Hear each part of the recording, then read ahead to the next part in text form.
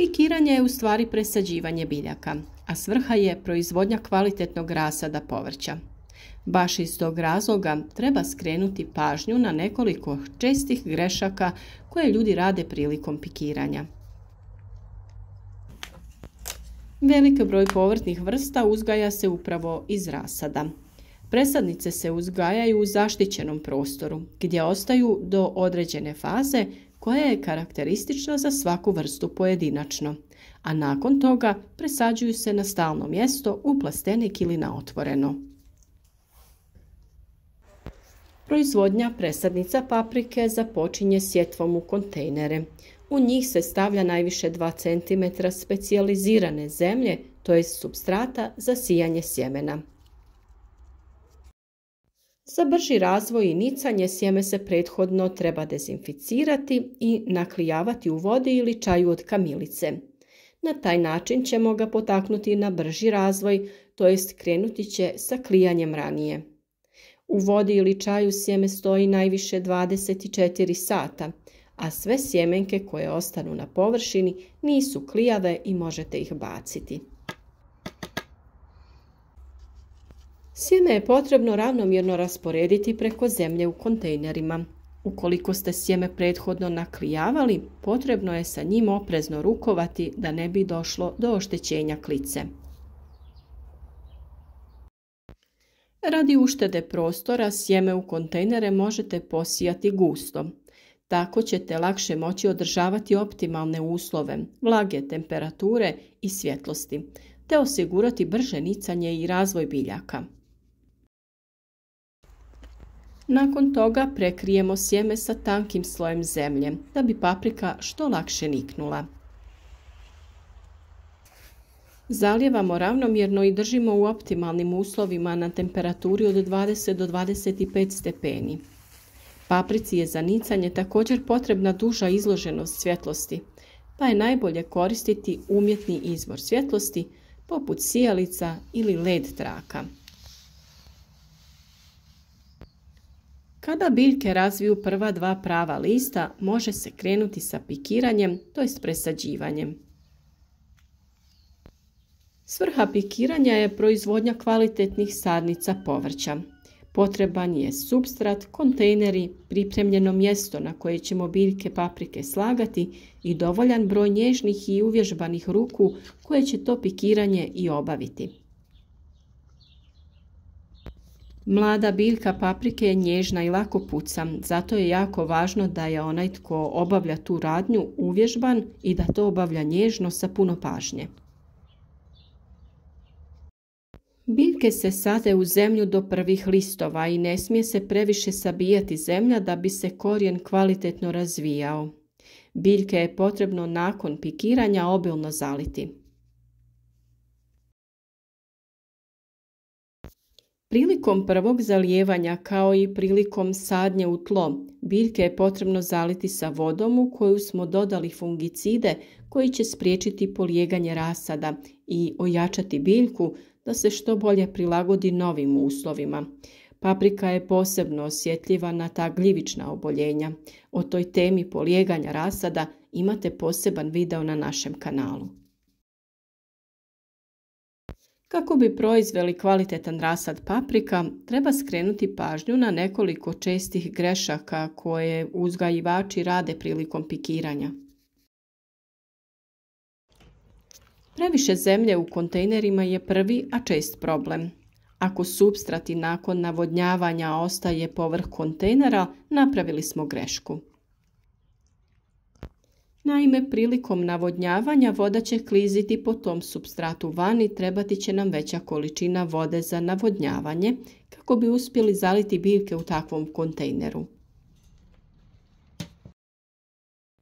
Ako su u istom kontejneru neke biljke sa manje supstrata, one će konstantno dobivati više vode i biti natopljene.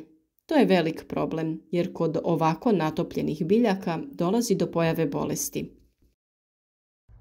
U prvom redu tu se radi o pojavi fitium gljivice koja uzrokuje već pomenuto polijeganje rasada. Ona se u toplim i vlažnim uslovima koji vladaju u plasteniku brzo širi i na ostale biljke. Dakle, uvijek treba paziti da je supstrat do vrha kontejnera, ali nikako povrh rupe kontejnera u koji stavljamo biljku. Te također treba u svim udubljenjima biti jednaka količina zemlje. Pretjerano zalijevanje rasada jedna je od čestih grešaka u proizvodnji istog. Osim što forsira razvoj plitkog korijenovog sistema zbog kojeg će biljka stalno patiti i loše koristiti vodu, često i prekomjerno zalijevanje dovodi do pojave već pomenutog polijeganja rasada. Gljivice koje se nalaze u površinskom sloju zemljišta intenzivno se razvijaju baš u ovakvim vlažnim uslovima. Prejako stisnut supstrat oko mladih sadnica je sljedeća greška koja se često događa. Važno je da supstrat nije prejako utisnut jer će u tom slučaju voda teže prolaziti kroz njega te će trebati više vode za navodnjavanje takvog rasada. I sam korijen biljaka se bolje razvija u rahlom, a ne zbijenom supstratu. Stoga, kada postavimo biljku u pripremljenu rupu, dovoljno ju je samo lagano utisnuti u supstrat i eventualno još malo pokriti sa supstratom, ali opet kažem, treba paziti da se ne ide iznad ruba kontejnera. Površina na koju se biljke stavljaju u većini slučajeva nije dovoljno ravna. Plastenici za proizvodnju rasada su obično improvizirani kod manjih poljoprivrednih proizvođača. Služe za tu namjenu samo u ovo vrijeme, a prije i poslije toga služe za neku drugu proizvodnju ili za neke druge namjene. Jako je bitno da se velika pažnja posveti pripremi poda ako će biljka biti na podu. Važno je da je pod na koji postavljamo kontejnere što ravniji, da je propustan i da voda nigdje ne zaostaje. Ako voda na nekim mjestima nakon navodnjavanja zaostaje, biljke s tog mjesta će primati puno više vode od drugih i doći će ponovno do već pomenutih problema. Neke biljke će biti natopljene i kod njih dolazi do pojave bolesti koja će se brzo širiti dalje. Bilo bi dobro, ako je moguće, da se kontejneri odvoje od poda. Neodvajanje manjih biljaka od većih također je jedan od problema, a kojem se ne posvećuje neka pažnja. Važno je prilikom pikiranja odmah odvajati manje sadnice od većih. Manje sadnice treba pikirati u posebne kontejnere i takve kontejnere odvojiti.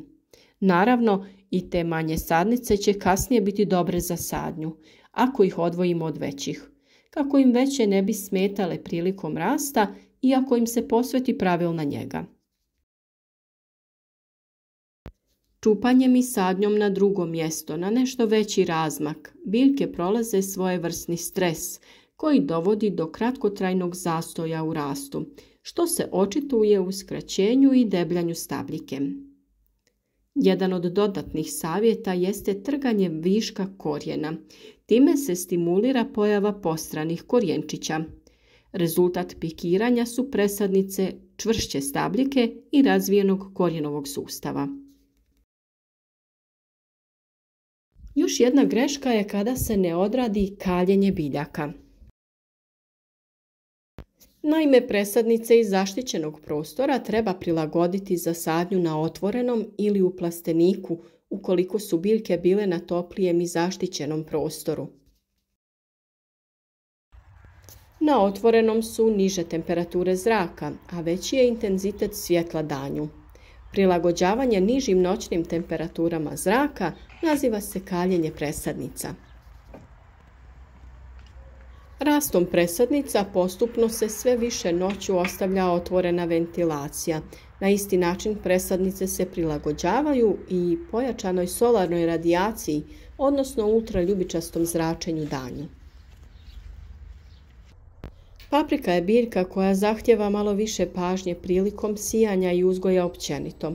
Ukoliko se potrudite i slijedite korake, pokušavajući izbjeći ove najčešće greške, vaša proizvodnja će biti i više nego uspješna. A za sve ostale savjete o uzgoju paprika i drugog voća i povrća zapratite naš kanal, pogledajte teme koje smo već obradili i uživajte u radu i uzgoju vlastitih biljaka.